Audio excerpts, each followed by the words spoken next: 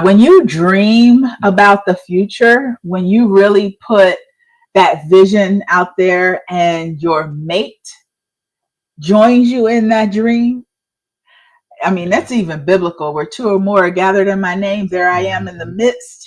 You know, it's really powerful. It just creates this synergy, this energy. Things just manifest like exponentially because it's just a joint effort. It doesn't work if you're doubting. If I doubted my spouse, he says to me, "Hun, I got it. How much you need? You need 6 grand by this date. Okay, I got it." If I sit there just because I want to be right and doubt him the whole time, like I know he ain't gonna do that because he wait to the last minute and he think he just gonna pop up and come up with 6,000. It's not gonna happen. Watch, he ain't gonna do it.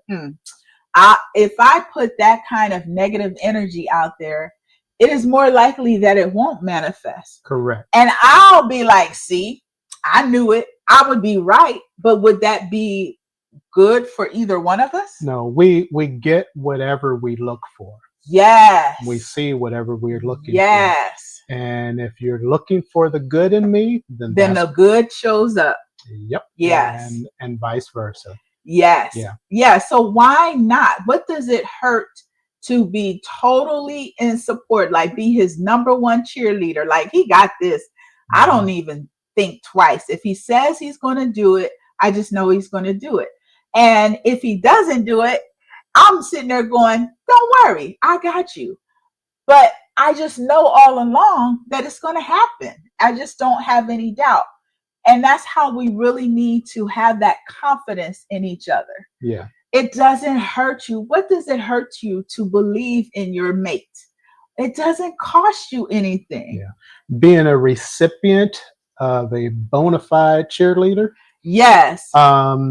Having you say to me, go, you got it. That's right. Get it.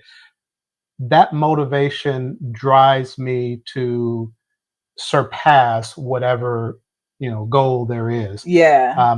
I can run and charge forward with that kind of a cheer, but if it's a different kind of cheer where it's like, I don't know, I'll be ready if you don't get it. Right. I'm like, well, shit, I don't want to even try it.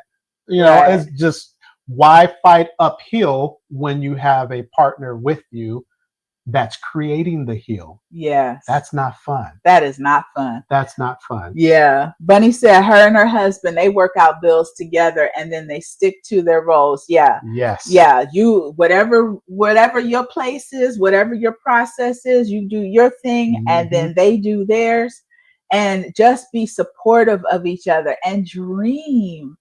Oh my gosh. If you guys don't have dreams about where you want to go in your marriage, what kind of financial prosperity you want to have 5 years from now, 10 years from now, if you don't dream together, it's not a fun place to be, because what are you creating? Because you are always creating. You are always creating. Yeah. So you're either creating what you don't want or you're creating what you do want.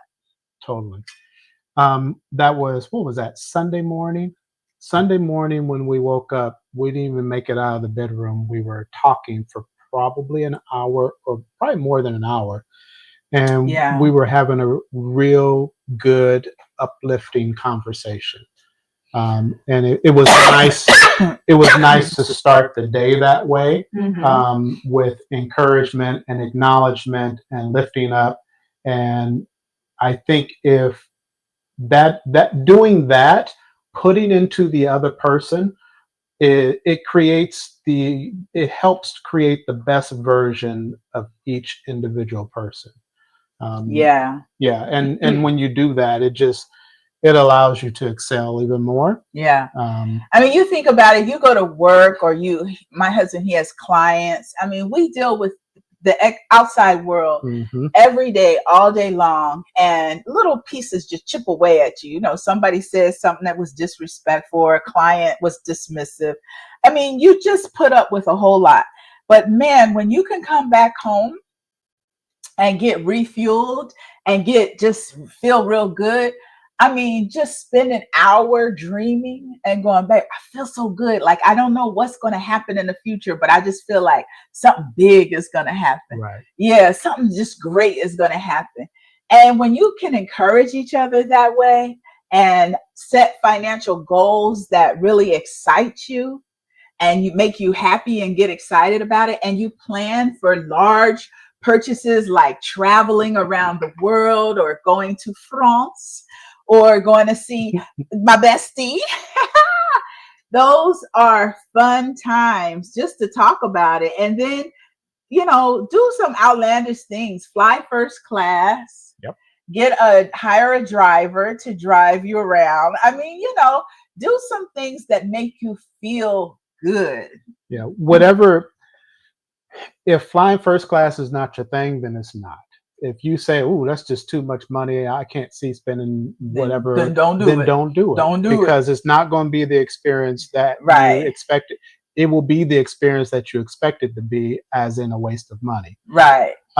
Whatever it is that makes you feel good about what you're doing, and we're talking about spending money. Mhm. Whatever it is that makes you feel good about the money you're spending, then that's what you should be doing. Um, I know we're talking a lot about relationships and feelings and all of those things.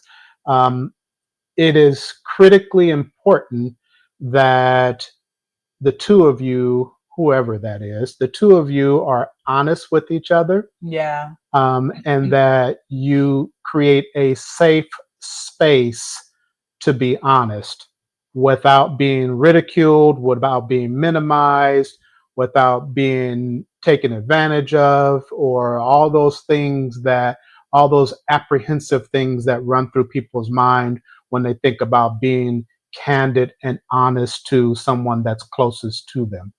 Um, if you can't be candid and honest to that person directly next to you, man, you're missing out. Yeah.